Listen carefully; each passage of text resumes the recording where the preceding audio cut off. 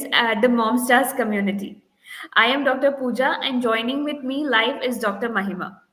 And today we are going to discuss about new age parenting decoding the hacks.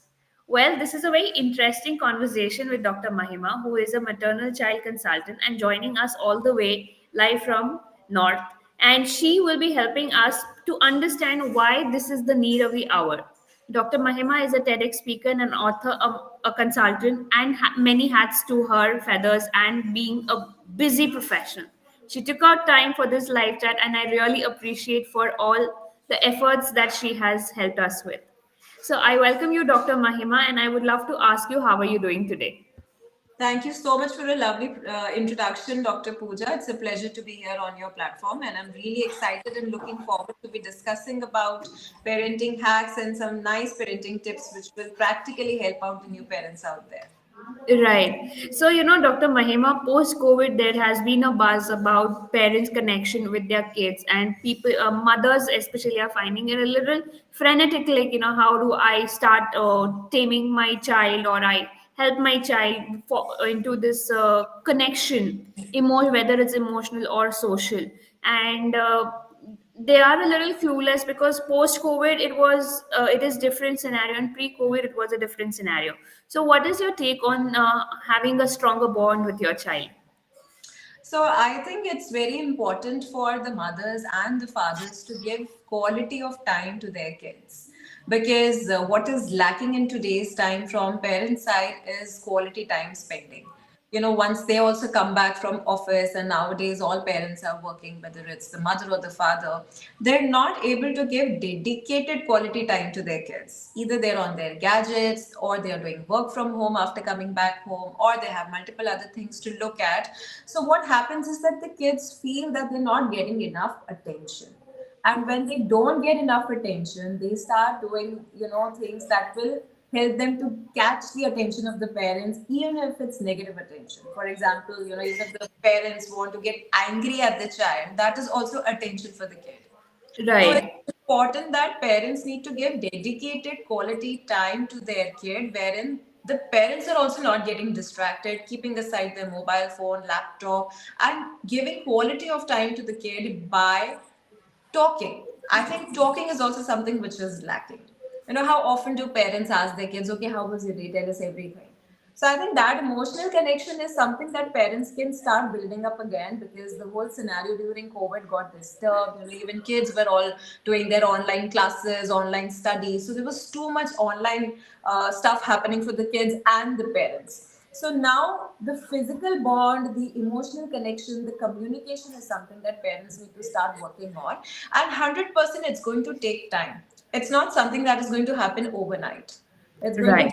gradually come back into system, and kids are also going to take time to start getting that emotional connection with their parents. Right. So, any ways to encourage, how these child's independence should be brought in? Because every kid, whether you see is an infant who is between the age of one, below the age of one to three, where we have a toddler's age group.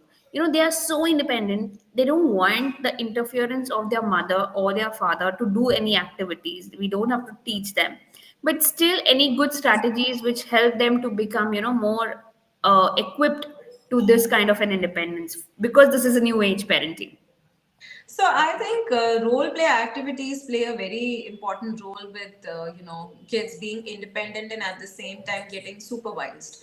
So if parents can start practicing role play activities with the kids, it will feel, it'll make the child feel connected to the parent, and at the same time will sort of get a guidance from the parent's side, and the child can also get independence at the same time. Rather than Right. just letting the child be alone in the room, right, wherein the parent is probably just giving some toys or a PlayStation or something to the child, and the child just having an independent space. Yes, definitely.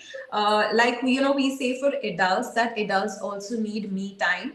Even Yeah. the child needs me time, where the Right. child can explore its creativity. So maybe you can keep 50 toys in front of the child and let the child have that me time, wherein let the child decide to pick and choose which toy the child wants to play with. So that me time is also important for the kid. But we can't give constant independence at that age group, because parental supervision, that guidance, that connection has to be there. So I think role play activities can be a good example for that. Right. So when we are talking about role play activities and holistic development taking in place, there are siblings, there is joint families, and there are so many people around who advise so many different things. So in these type of environment, how do we promote holistic development for any particular child? So first of all, every child is different. Right. Every child is going to have different preferences, different creativity, different interest areas, different skills, and it's important that parents need to respect that and understand that. Mm-hmm. So first of all, yes, it's okay that everybody is going to give advices and you will kind of be receiving 10 different thoughts and opinions about your child. But end of the day, your child is an individual identity. You have to respect the child about what he or she likes or wishes to do, the preferences, the creativity. So I think you can take suggestions from people, but end of the day, just follow what is right for your child. I'm sure even your heart is going to tell you to do that. So respect your child's individuality and let the child build up its own preferences over a period of time, rather than parents forcing things upon the kids. In today's time, we can't force the kids to do anything, but Correct. letting the child bring out the best in him or her is something which can be done by the parents. So Correct. respecting the creativity, giving different options, like that's why nowadays you see there are lots of classes that kids are taking, art class, dance class, sports activity. So you let your child try 10 different things, and then you will get to understand that what your child is doing the best. You will Hmm. understand your child is best at sports or best in arts or best in music or best in dance. So let your child explore 10 different things, and then you see which one your child is liking. So I think that is something which will really help for a better holistic development of kids of today's time. Right. So, with what you said, I completely agree to it. But at a given point of time, the child in their me time, they really want to go and use the technology. So, whether it's an iPad or whether it's their screen time or any kind of a gadget, they are like, no, I want time and I want to be with the gadget. So, that has been a constant fear that parents are not able to detach them. But yes, restriction has been brought in, but detachment is not possible. So any way to manage this kind of a scenario for the new age parents out over here? So, see, I'll give a very good example over here. I'll give an example of weaning of breastfeeding. What happens? The baby is used to the breast, the baby is attached to the breast, the baby takes time. It's not easy, it's not something that the mother can do overnight. We gradually wean off the child from breastfeeding. Similarly, during COVID times, the kids got too much attached to gadgets, to screen time, to mobile phones, laptops, iPads. So we have to first of all understand that it's going to take time. It's a weaning off process. The Mm-hmm. child will show withdrawal symptoms, will get cranky, will get angry at you. But for the child to develop a detachment, you have to engage the child in other things which the child is going to enjoy. So even as adults, sometimes, if we don't have anything to do, we have a tendency to go to our social media and keep scrolling. But if we have other things to do, maybe we will not do that because we are not going to get time to do it. So similarly, it's important to engage kids with activities that is going to make them use their mind in a constructive way and which is going to excite them to do something new. So looking for activities which is different, which is new, which involves the mental presence of the child 100% into it, where the child can practice mindfulness and that the child is going to enjoy. So, and I understand today's time it's very challenging because 20 years earlier kids were not getting that easily distracted, but nowadays with the kind of gadgets that are available, it's very easy for the kids to get distracted. So introducing gadgets at the right age is also important. If you Okay. look at the developmental pediatricians or other specialists, they also say that till the age of 5 years we should keep all the gadgets away from the kids, especially Correct. mobile phones. And a very bad habit that I see a lot of parents introducing their kids to at a very early age is the moment they get into that 6 months to 1 year phase, wherein they are introducing solid foods for the kid, or they're probably getting the child used to having feeding from a cup, and they want to just continue breastfeeding. A lot of parents introduce mobile. They think if the kid is going to look into the phone, and at the same time they can just feed the baby so that the child ends up finishing the food.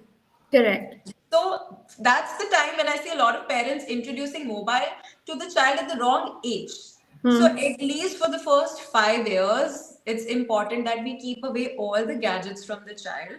And if unfortunately during COVID we have already introduced, so we know, we understand, we have to wean off. It's just like how we wean off from breastfeeding. We know we have to do it. We can't let the baby breastfeed for so many years. Beyond 3 years, we have to wean off. Similarly, this is going to be difficult for the mother and the father, but ultimately, we know we have to wean off the child so that the child learns to get detached from the gadgets. Right. So that was a very interesting scenario where we compare on to the current scenario which is going in, and I think definitely most parents would be looking for such kind of a solution because they do complain like OP in the OPD. मेरा बच्चा सुनता ही नहीं है and this and that. So I think that's one of the best solutions you have given.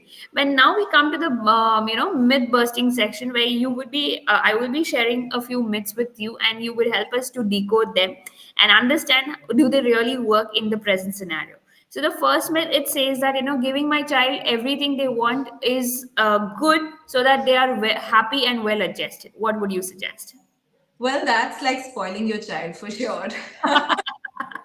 So we have to let the child understand, there will be certain things in your life that you cannot get, and yet we have to be, happy with life with whatever we have. Otherwise, as the child grows into the adult phase, the child is, as an adult, is going to want everything, and then when you get the reality check that the real world is very different from how it used to be as a child, there's a life beyond that air bubble, and everything is not very rosy. So then it becomes very difficult for these kids as adults to accept the real world, and then a lot of them go into depression, anxiety. So I think for the future mental health of these kids, it's important that they need to understand that you cannot achieve 100% everything in life. You cannot get everything in life. You have to understand that there will be certain things that you will not be able to get. Okay, strict discipline is the only way to raise your child. No, I don't agree. I think the balance is required. So, yes, discipline is important, but strict discipline is something which becomes a little too much for the child.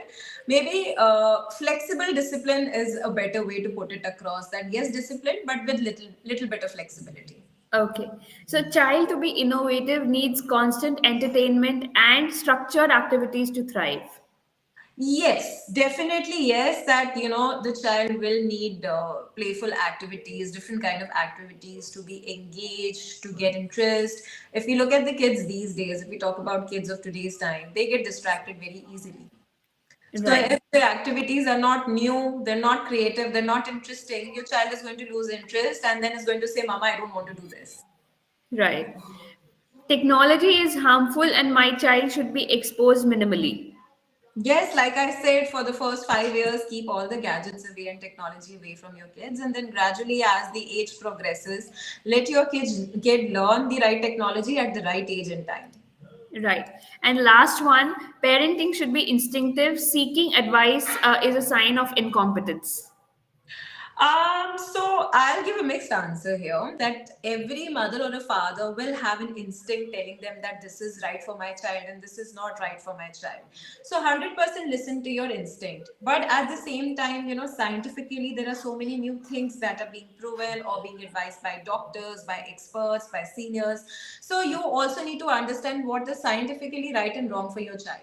So I will say a balance of both is required, that you have to listen to your instincts, but also at the same time, things that are scientifically proven to be wrong for your child, please don't do them, because eventually it's going to just be harmful for your child. Right. So we have had a beautiful session where we were you discussing about the new age parenting, decoding the hacks, and I had a great time. But before we conclude, I would like Dr. Mahima to just give a beautiful takeaway message for this session.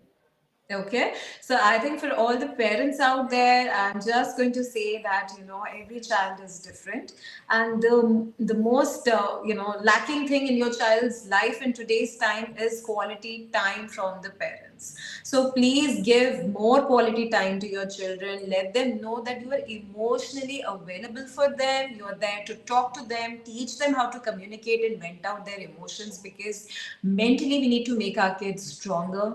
We need to teach them empathy. We need to teach them resilience in life so that when they grow into adults, they are able to accept the real world. That's the most important thing, and that's the main message that I want to send to all the parents who are watching this video. Right.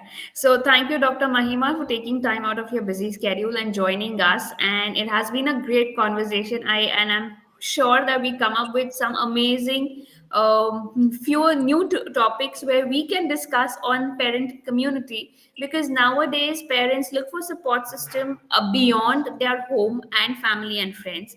And I believe that this is the way we can resiliate and reconnect with our society. So thank you for giving your valuable tips. It was great having you. Thank you so much, Pooja. It was lovely chatting with you. Thanks a Thank you lot. so much.